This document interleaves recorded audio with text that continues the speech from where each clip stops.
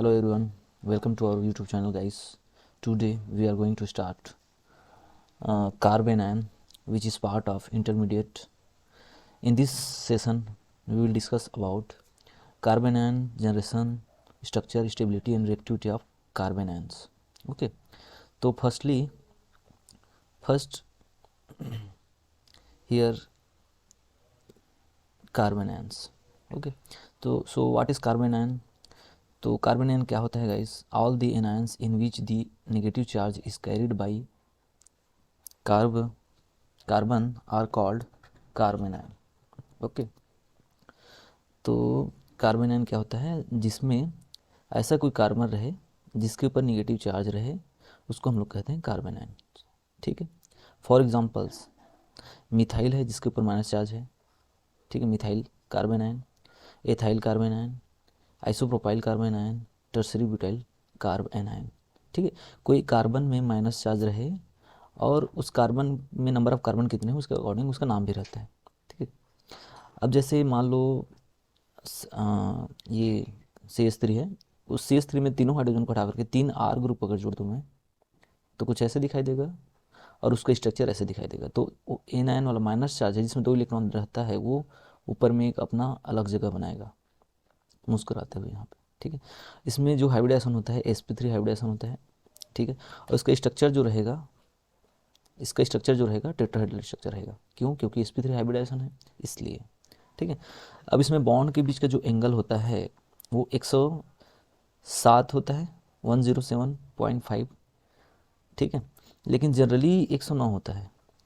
ठीक है, तो इसमें कम इसलिए हो रहा है क्योंकि यहाँ पे लोन पेयर ऑफ इलेक्ट्रॉन है जिसमें मतलब पेयर ऑफ इलेक्ट्रॉन है जिसमें माइनस चार्ज है, जो रिपेल करेगा, रिपल्सन होगा, इसके बीच में रिपल्सन होगा, जिसके कारण थोड़ा सा झुक जाता है ये बॉन्ड, थोड़ा नीचे तरफ और थोड़ा सा चला गया, जिसके कारण ये 107 हो गया. 109 से 107 ज़्यादा कम नहीं हुआ, थोड़ा ही कम हुआ बस. ठीक है, आगे देखिए स्ट्रक्चर ऑफ कार्बन आयन. ठीक है, तो वही स्ट्रक्चर था लेकिन इसका स्टेटमेंट यहाँ पे लिखा है, उसको आप नोट्स में बनाएंगे. ठीक है, a carbon ion possesses an unshared pair of electrons an and 3 pairs of bonding electrons. ठीक है, around the central carbon atom which is sp3 hybridized. ठीक है, क्या बोला वही है. ठीक है, एक अनपेयर्ड इलेक्ट्रॉन रहता है कार्बन एटम के पास और 3 पेयर्ड इलेक्ट्रॉन रहेंगे. यहाँ पे 3 बॉन्ड है ना, तो उसमें इलेक्ट्रॉन रहेंगे. ठीक है, तो उसको बॉन्डिंग इलेक्ट्रॉन्स बोलते हैं. ठीक है, और इसमें sp3 हाइब्रिडाइज्ड रहेगा ये. ठीक है, the shape of this anions is pyramidal. ठीक है, इसको पैरामिडल स्ट्रक्चर कहेंगे एक्चुअली में, क्योंकि वो नीचे तरफ थोड़ा सा झुक जाएगा, परफेक्ट टेट्राहेड्रल नहीं रह पाएगा, इसलिए इसको हम लोग बोलेंगे पैरामिडल स्ट्रक्चर. ठीक है, पिरामिड जैसे ऐसे पैरामिडल स्ट्रक्चर. ठीक है, ऐसे पैरामिड. ठीक है, अमोनिया जैसे. ठीक है, क्योंकि उसमें भी एक लोन पेयर ऑफ इलेक्ट्रॉन ऊपर में रहता है अमोनिया में और 3 हाइड्रोजन ऐसे रहता है, ऐसे देखो, तो इसको पैरामिडल बोलते हैं ना, वैसे ही सेम ये भी है. ठीक है, सिमिलर दैट अमोनिया यहाँ पे लिखा है देखो, एंड अमाइन मॉलिक्यूल्स. ठीक है, out of 4 sp3 hybridised orbital 3 form bonds and the fourth is the non bonding orbital containing 2 paired electron. वही चीज़ है. ठीक है, अब इसमें रिजोनेंस कैसे होता है? ठीक है, अब इसमें ये स्ट्रक्चर है, यहाँ पे देखो कार्बन आयन का फिर से थोड़ा सा शिफ्टिंग को दिखा रहा है, उसका स्टेबिलिटी को दिखा रहा है. ये स्ट्रक्चर जो हमारे पास है, ये जो स्ट्रक्चर है हमारा, वो है किसका स्ट्रक्चर है? Nitro methane. देखो यहाँ पे लिखा है नाइट्रोमीथेन कार्बन आयन है. ये कौन सा कार्बन आयन है? नाइट्रोमीथेन कार्बन आयन है. ठीक है, नाइट्रोमीथेन मतलब CH2. ठीक है, और यहाँ पे NO2 ग्रुप जुड़ा है और इसके ऊपर माइनस चार्ज है. ठीक है, अब ये स्टेबल थोड़ा सा होता है. क्यों? क्योंकि जो NO2 है वो माइनस R इफेक्ट या माइनस M इफेक्ट या माइनस I इफेक्ट, ऐसे इफेक्ट्स ये देता है पूरा. ठीक है, एक्चुअली में माइनस M इफेक्ट और माइनस I इफेक्ट देता है कौन? NO2. ठीक है, तो ये माइनस I या माइनस M इफेक्ट देने वाले ग्रुप्स जो रहते हैं वो इस चार्ज को स्टेबिलिटी देते हैं एनायन को. ठीक है, जबकि केटायन के केस में क्या देख रहे थे हम लोग? यहाँ पे केटायन है तो यहाँ पे कोई ग्रुप ऐसे जोड़ दिया जाए जो प्लस R या प्लस M या प्लस आई या प्लस एच इफेक्ट दे, मतलब रिलीजिंग इफेक्ट दे, ठीक है, इलेक्ट्रॉन रिलीजिंग ग्रुप जुड़ा रहे, ऐसे रिलीज करेगा इलेक्ट्रॉन, तो यहाँ का कमी का भरपाई हो जाएगा, जिसके कारण ये पूरा सिस्टम स्टेबल हो जाता है, बताया था मैं उसमें इससे पहले वाले सेशन में, ठीक है। अब यहाँ पे कार्बन आयन हो गया, उल्टा हो गया, माइनस चार्ज आ गया है इसमें, तो इसमें खींचने वाले ग्रुप चाहिए, क्योंकि इसको स्टेबिलिटी देना है, यहाँ पे इलेक्ट्रॉन की मात्रा ज़्यादा हो गया है, ठीक है, तो उसको खींचने वाला ग्रुप चाहिए, तो वो NO2 क्या करता है, माइनस एम या माइनस आई इफेक्ट देता है, जो इलेक्ट्रॉन विथड्रॉइंग इफेक्ट होता है एक्चुअली में सब, ठीक है। तो इसलिए इस सिस्टम को स्टेबिलिटी देगा, और कैसे स्टेबिलिटी देता है, देखो स्ट्रक्चर में बना हुआ है यहाँ पे, ठीक है, कैसे दिख रहा है यहाँ पे, देखो स्ट्रक्चर में।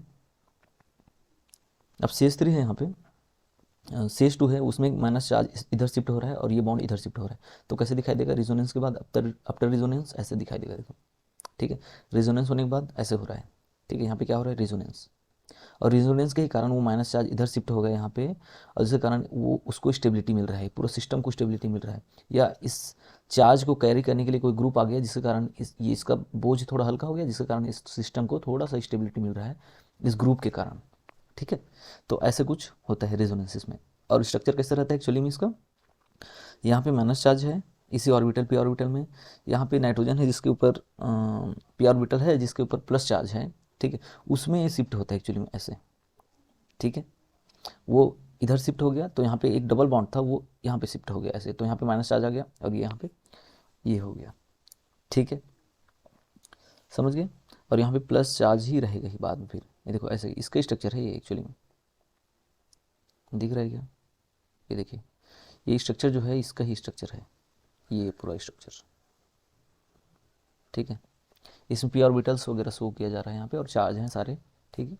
आगे देखिए, अब इसमें the geometry of carbon ion stabilized by conjugation with substituent is however quite different. The carbon ions which are greatly stabilized by resonance, ठीक है, are in sp2 hybrid state and planar in so far as the delocalized electronic system is concerned. Thus the nitromethane anions has all of its atoms in a plane with sp2 hybridization at both carbon and nitrogen, ठीक है, वही बोल रहा है कि उसमें जो structure था ना हमारे पास ये, वो डिलोकलाइज इसलिए हो जाता है, यहाँ से ऐसे डिलोकलाइज इसलिए हो जाता है क्योंकि इसका जो लोब है वो सभी प्लेनर में है, आपस में एक प्लेन में है, ठीक है, जो ऐसे ऐसे पेयरिंग ओवरलिपिंग हो सकता है, तो ओवरलिपिंग हो सकता है, तो ऐसे शिफ्टिंग भी हो सकता है यहाँ से, ऐसे अगर यहाँ से ओवरलिपिंग हो सकता है कि प्लेन में है, तो इलेक्ट्रॉन का शिफ्टिंग आसानी से ऐसे ऐसे हो सकता है,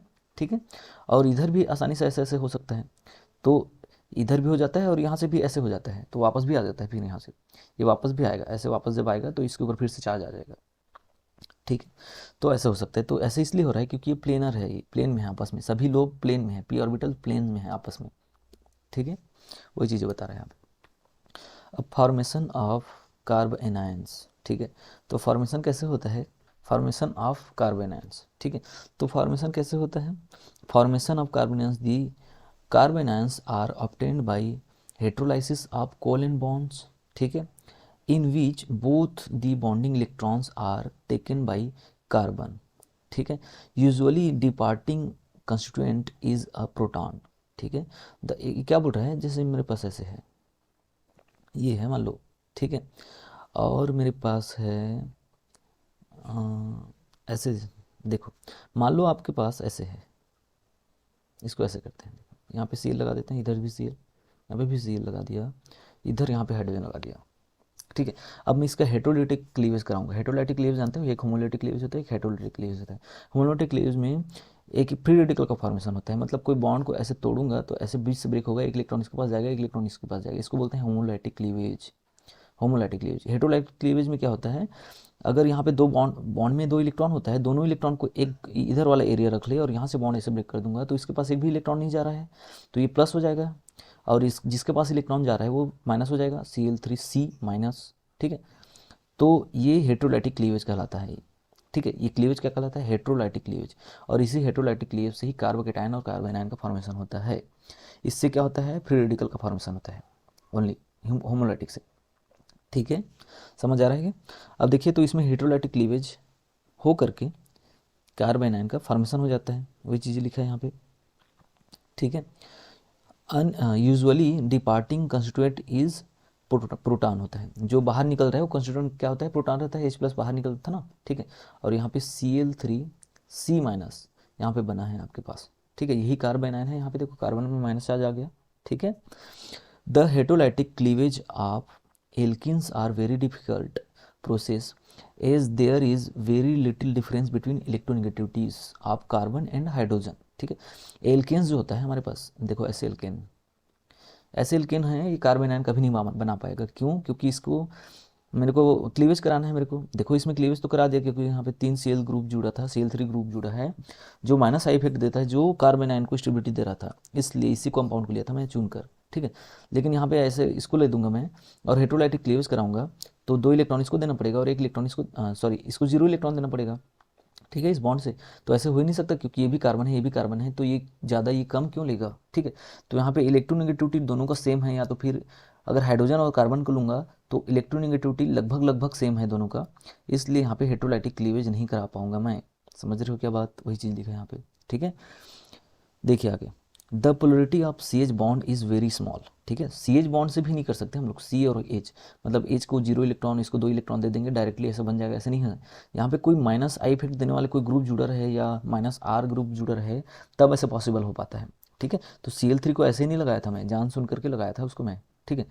in other words, hydrogen atom bonded to sp2 hydrogen sp2 carbon atoms shows negligible acidity, ठीक है।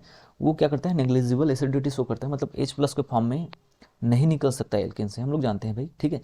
Carbon ions are formed only from those compounds, ये इंपॉर्टेंट लाइन है, ठीक है, only from those compounds which contain a functional group, ठीक है, capable of weakening nearby CH bond, thus hydrogen on the carbon atom alpha to nitro cyano, ये सब group अगर जुड़ा रहेगा, देखो नाइट्रो ग्रुप अगर जुड़ा रहेगा कार्बन के पीछे में, या साइनो ग्रुप अगर जुड़ा रहेगा कार्बन के पीछे में, कार्बोक्सिलिक ग्रुप जुड़ा रहेगा, कार्बोनिल जुड़ा रहेगा, या ट्रिपल बॉन्ड अगर जुड़ा रहता है कार्बन के पीछे में, ये कार्बन है इसके पीछे में R की जगह में, या R की जगह में, ये सब ग्रुप से जुड़ा अगर रहेगा, तो यहाँ से जो हाइड्रोजन है वो बाहर निकल सकता है और यहाँ पे एनायन का फॉर्मेशन हो सकता है ऐसे क्लीवेज होकर के, ठीक है।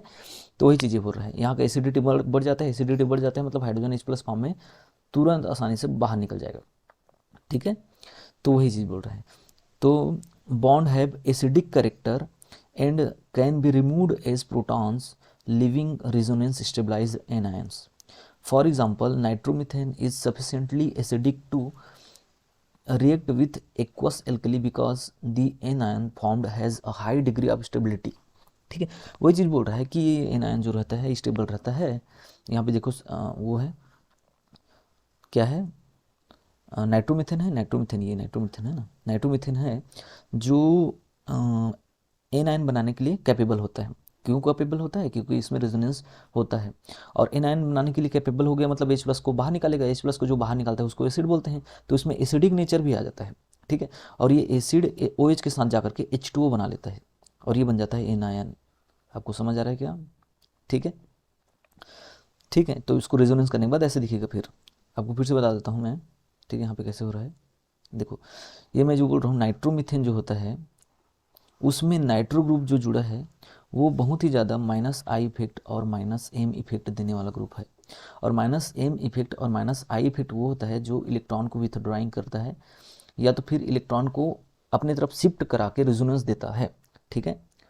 तो ऐसे ग्रुप लोग ऐसे ये इफेक्ट शो करते हैं, और ये इफेक्ट शो करने वाले लोग ही एनायन को स्टेबिलिटी देता है या एनायन बनाने के लिए मोटिवेट करता है, समझ रहे हो, ठीक है।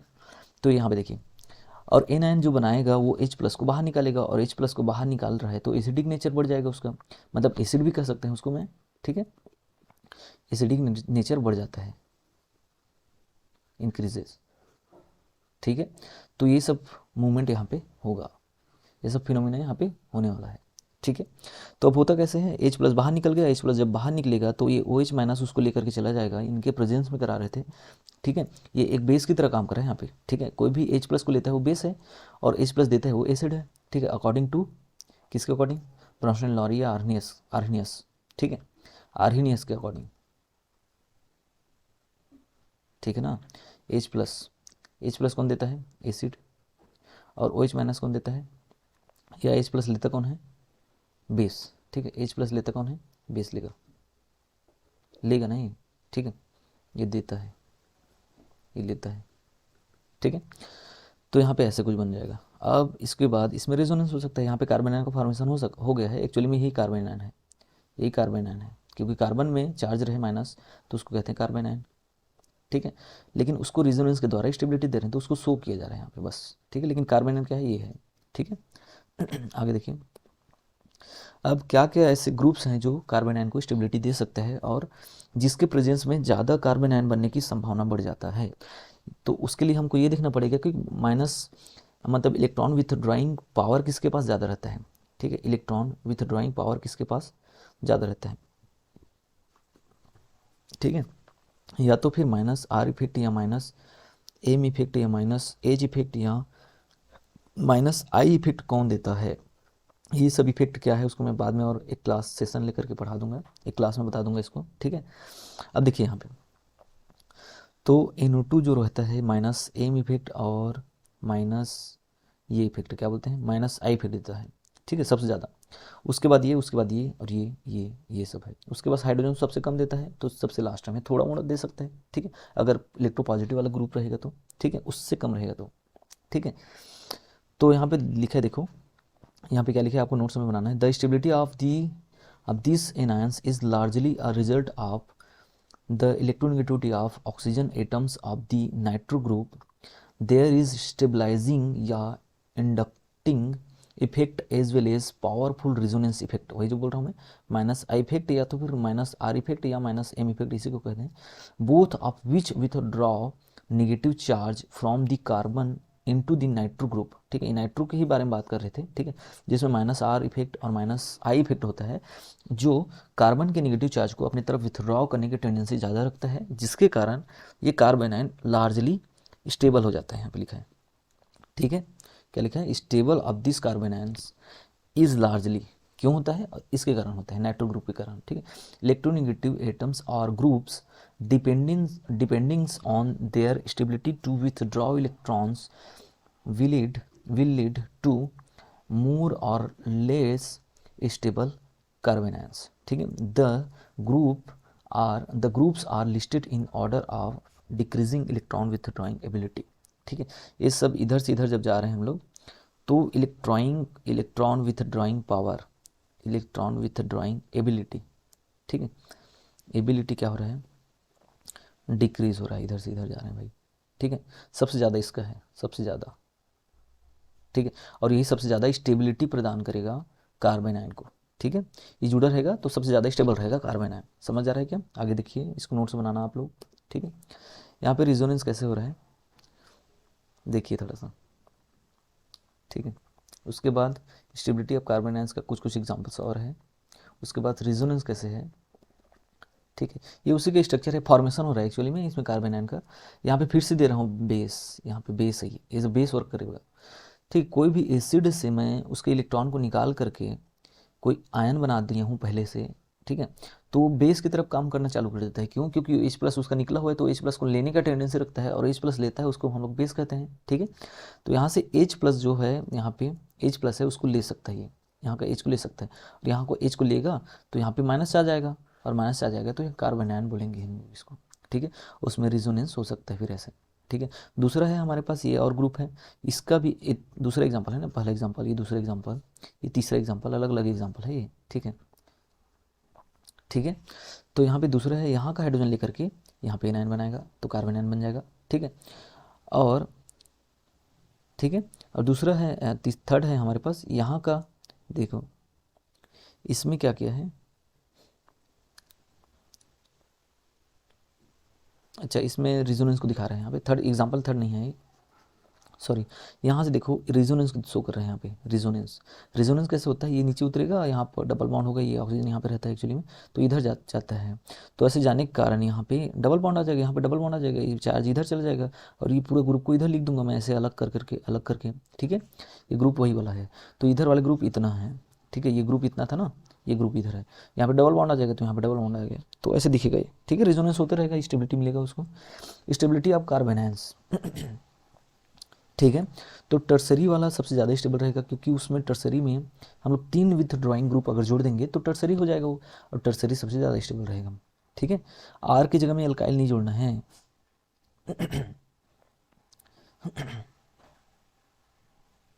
अच्छा, अगर आर की जगह में एल्काइल अगर जोड़ूंगा मैं तो स्टेबिलिटी का जो सीक्वेंस है वो उल्टा हो जाता है। देखिए, एल्काइल कार्बोकेटायन बना है यहाँ पे, तो मिथाइल वाला सबसे ज़्यादा स्टेबल हो जाता है, क्योंकि उसमें आर जो जुड़ा है वो प्लस, देखो आर क्या करता है यहाँ पे, देखिए यहाँ पे आर क्या करेगा, आर अगर CH3 है हमारे पास तभी तो एल्काइल कहेंगे, या C2H5 रहेगा या C3H7 रहेगा तो उसको हम लोग क्या करेंगे, एल्काइल कहेंगे। क्या कहते हैं इसको, एल्काइल, मिथाइल, प्रोपाइल, एथाइल बोलते हैं ना आप लोग, ठीक है। तो ये तो एल्काइल है, तो 3 एल्काइल ग्रुप यहाँ पे जोड़ दूंगा मैं।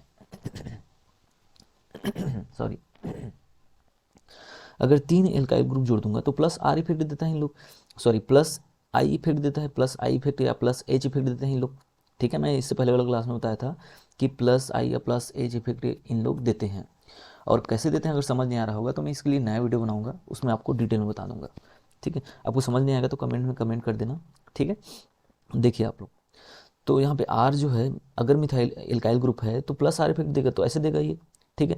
और ऐसे दे रहा है तो यहाँ पे माइनस चार्ज है, माइनस चार्ज को और इलेक्ट्रॉन मिल रहा है, तो और इलेक्ट्रॉन मिल रहा है तो वहाँ पे स्टेबिलिटी और बढ़ेगा ना, वो पहले से पावरफुल है, उसको और पावर दे रहे हो तो अनस्टेबल हो जाएगा पूरा कंपाउंड, समझ रहे हो।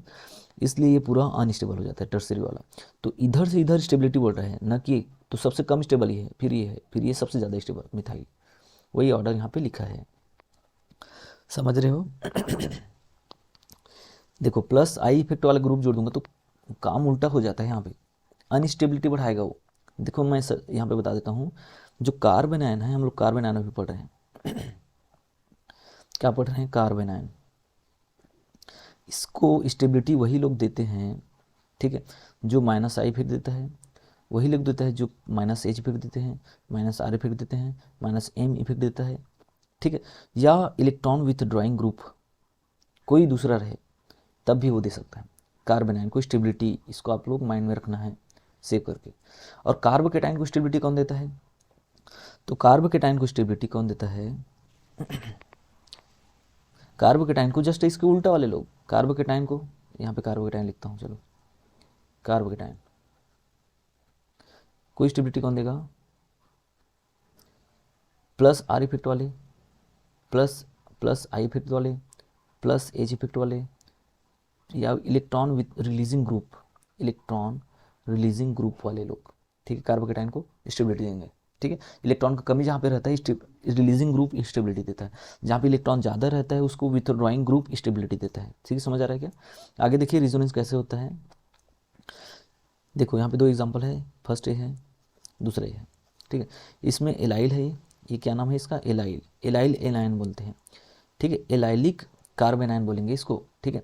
ये एलाइल बॉन्ड होता है ना ऐसे, ठीक है, यहाँ पे एलाइलिक बॉन्ड बोलेंगे इसको, एलाइल है, ये कंपाउंड को एलाइल कहलाता है, ठीक है, ठीक है। अब यहाँ पे माइनस चार्ज लगा दे तो एलाइल एनायन बनेंगे, एलाइल एनायन, ठीक है ना। तो इसमें स्टेबिलिटी कैसे मिलेगा, एलाइल के द्वारा, ये इधर शिफ्ट हो जाएगा, यहाँ पे ऐसे माइनस चार्ज हो जाएगा, ये फिर से वापस आएगा तो ऐसे हो जाएगा, मतलब ये फिर से वापस आ जाएगा तो ऐसे हो जाएगा ये, ठीक है, ऐसे हो जाएगा, ठीक है। तो ऐसे ऐसे ऐसे ऐसे होते रहता है, जिसके कारण ये स्टेबल हो जाता है थोड़ा सा कंपाउंड, ठीक है ना। एक जगह नहीं रहेगा तो स्टेबल हो जाएगा, एक जगह रहेगा तो किसी हाइड्रोजन के साथ अटैक करने का इसका टेंडेंसी बढ़ जाएगा, टेंडेंसी अगर बढ़ेगा तो रिएक्टिविटी बढ़ जाएगा, रिएक्टिविटी बढ़ जाएगा तो उसको अनस्टेबल कहेंगे ना, ज़्यादा रिएक्टिव, रिएक्शन जो कर रहे हैं अनस्टेबल है, और जो स्टेबल रहता है रिएक्शन ज़्यादा जल्दी से नहीं करेगा ना, ठीक है। तो यहाँ पे देखिए, यहाँ पे माइनस चार्ज है वो इधर नीचे उतरेगा, ये इधर शिफ्ट होगा, इधर शिफ्ट होने के बाद ऐसे दिखाई देगा, ये फिर से नीचे उतरेगा तो ऐसे दिखाई देगा, ये फिर से नीचे उतरेगा तो ऐसे दिखाई देगा, फिर ये फिर से वापस आ जाएगा तो ये सेम टू सेम ऐसे ही हो जाएगा, ये ऐसे हो जाएगा लास्ट में, ठीक है। इसको कहते हैं रिजोनेंस। तो ये कौन सा है, बेंजाइलिक है, ये बेंजाइलिक है, नीचे वाला एग्जाम्पल क्या है, बेंजाइलिक, ठीक है, जिसमें रिजोनेंस हो सकता है और रिजोनेंस के द्वारा इसको स्टेबिलिटी मिल सकता है। ये हमारे पास एक और है 5 मेंबर वाला एनायन, ठीक है, जो एरोमेटिक होता है और रिजोनेंस होता रहता है इसमें भी। तो रिजोनेंस कैसे हो गया इसमें, ये नीचे उतरा, यहाँ पे 2 इलेक्ट्रॉन रहता है, हम लोग जानते हैं, एक बॉन्ड में, पाई बॉन्ड में, वो ऊपर चढ़ गया तो यहाँ पे ऐसे माइनस चार्ज आ जाएगा, इसमें 2 इलेक्ट्रॉन है, एक माइनस चार्ज में 2 इलेक्ट्रॉन दिखते रहता है, ठीक है, ऐसे, ये नीचे उतरेगा ऐसे तो ये ऊपर चढ़ जाएगा ऐसे, तो यहाँ पे ऐसे देखिए, ऐसे इसलिए हो रहा है क्योंकि वो जो कार्बन होता है ना, यहाँ पे जो कार्बन है वो कार्बन में ऑलरेडी यहाँ पे 4 बॉन्ड है, यहाँ पे एक हाइड्रोजन है, 4 बॉन्ड है, और नीचे उतार रहा हूँ तो 5 बॉन्ड हो जाएगा, इसलिए उसको ऊपर चढ़ना पड़ रहा है ऐसे। तो ऐसे रेजोनेंस होते रहता है, ठीक है। यहाँ पे देखिए, यहाँ पे एक स्टेबिलिटी का ऑर्डर है। अगर ट्रिपल बॉन्ड वाले में माइनस चार्ज आ जाए, ठीक है, और डबल बॉन्ड वाले में माइनस चार्ज आ जाए, और सिंगल बॉन्ड वाले में माइनस चार्ज आ जाए, ठीक है, तो कौन सबसे ज़्यादा स्टेबल रहता है ऐसे करके। तो इसमें माइनस आई इफेक्ट वगैरह देखते हुए नहीं बन रहा है हमको, तो यहाँ पे परसेंट एस करेक्टर देखते हैं। क्या देखते हैं यहाँ पे? Percent S character. इस कार्बन में कितना परसेंट एस करेक्टर है, उसको निकालने का तरीका मैंने अलग वीडियो बनाऊंगा, उसमें बताऊंगा, ठीक है, GIUC पढ़ाऊंगा तो, ठीक है। लेकिन यहाँ पे मैं बता देता हूँ, यहाँ पे sp हाइब्रिडाइज्ड है ये कार्बन, जिसके कारण इसमें 50% एस है और 50% पी है। यहाँ पे दिख रहा है ना आपको, ये देखो ऐसे ऐसे, ठीक है। तो 50% जहाँ पे परसेंट एस करेक्टर ज़्यादा रहता है उसको उस वो जो सेंटर होता है माइनस चार्ज को बियर करने का टेंडेंसी उसका ज़्यादा रहता है, माइनस चार्ज को रखने का टेंडेंसी उसका ज़्यादा रहता है। परसेंट एस करेक्टर जिसका ज़्यादा रहता है उसका माइनस चार्ज को रखने का टेंडेंसी ज़्यादा रहता है, इसलिए ये ज़्यादा स्टेबल हो जाता है। उसके बाद ये तो इसमें sp2 हाइब्रिडेशन है, इसमें sp3 हाइब्रिडेशन है। तो इसमें 50% एस है, इसमें 33% एस आ जाएगा, इसमें 25% एस आ जाएगा। आप लोग कैलकुलेट करके देख सकते हो, ठीक है। नेक्स्ट देखिए रिएक्शंस, ये लास्ट स्लाइड है। इसके बाद हम लोग नेक्स्ट सेशन में हम लोग फ्री रेडिकल के बारे में स्टडी करेंगे, ठीक है। तो रिएक्शन ऑफ कार्बन आयंस, तो यहाँ पे कार्बन आयंस का रिएक्शन कैसे हो सकता है। देखिए ये कार्बन आयन का पहले फॉर्मेशन हो रहा है, यहाँ से कार्बन आयन का फॉर्मेशन ऐसे हो गया, फॉर्मेशन हो गया, ये कार्बन आयन बन गया, मिथाइल कार्बन आयन ना, ये देखो ऐसे, ठीक है। अब कार्बन आयन के साथ एक किसी ग्रुप का HX का, ठीक है, जैसे HCl का मैं करा सकता हूँ, ठीक है। तो रिएक्शन करा रहा हूँ तो H को ले लेगा, और H को लेगा तो CH4 बन जाएगा, और यहाँ पे Cl माइनस हो जाएगा। सिंपल है एकदम रिएक्शन, ठीक है। Carbon ion frequently add to carbonyl double bond, उसको एल्डोल कंडेंसेशन कहते हैं। यहाँ पे एल्डोल कंडेंसेशन हो रहा है और एल्डोल का फॉर्मेशन हो रहा है, और एल्डोल मतलब ये होता है एल्डिहाइडिक ग्रुप और एल्कोहलिक ग्रुप दोनों साथ ही साथ एग्जिस्ट करे, उसको कहते हैं एल्डोल नाम, ठीक है। नेम रिएक्शन है, मोस्ट IMP रिएक्शन है नेट के लिए, या आपके एग्जाम के लिए भी, ठीक है। तो यहाँ पे होता कैसे है, दो एल्डिहाइडिक ग्रुप, एक एल्डिहाइड ये है, दूसरा एल्डिहाइड ये है। इस एल्डिहाइड का नाम है एसिटाल्डिहाइड, और इसका भी नाम है एसिटाल्डिहाइड। दो एसिटाल्डिहाइड का मॉलिक्यूल लेते हैं और जिसमें माइनस चार्ज जनरेट करवा के दूसरे के ऊपर अटैक कराते हैं ऐसे, ठीक है। तो कुछ ऐसे बन जाता है। ये रिएक्शन को डिटेल में मैं नेक्स्ट सेशन में पढ़ाऊंगा, ठीक है। जब रिएक्शन मैकेनिज्म जब पढ़ाऊंगा, नेम रिएक्शन पढ़ाऊंगा, तो सारे नेम रिएक्शन को एक साथ पढ़ाऊंगा अच्छे से, ठीक है। तो ये ऐसे हो गया, यहाँ पे H2 दे दें तो ये हाइड्रोजन यहाँ पे आ जाएगा, तो ऐसे बन गया, सिंपल। ये अटैक कैसे करें, यहाँ पे अटैक किया है, ये इधर शिफ्ट हुआ ना, सिंपल, तो यहाँ पे आकर के जुड़ गया और इधर शिफ्ट हो गया माइनस चार्ज, ठीक है। तो ये ऐसे हो गया, यहाँ पे हाइड्रोजन आ गया, ठीक है। तो इसको कहते हैं एल्डोल, ठीक है। तो आज के लिए बस इतना ही। Thank you for watching. अगर आपको पसंद आता है वीडियोस तो सब्सक्राइब कीजिए, लाइक कीजिए, शेयर कीजिए, कमेंट कीजिए, और अगर कुछ डाउट रहता है तो कमेंट जरूर कीजिए, ठीक है। सब्सक्राइब, लाइक, शेयर ये तो आपके ऊपर है, लेकिन कमेंट जरूर आप कर सकते हैं, ठीक है। और कुछ डिमांड रहेगा कुछ वीडियोस की तो आप लोग उसमें कमेंट भी कर सकते हैं, हम लोग वीडियो को बना सकते हैं, ठीक है। Thank you for watching.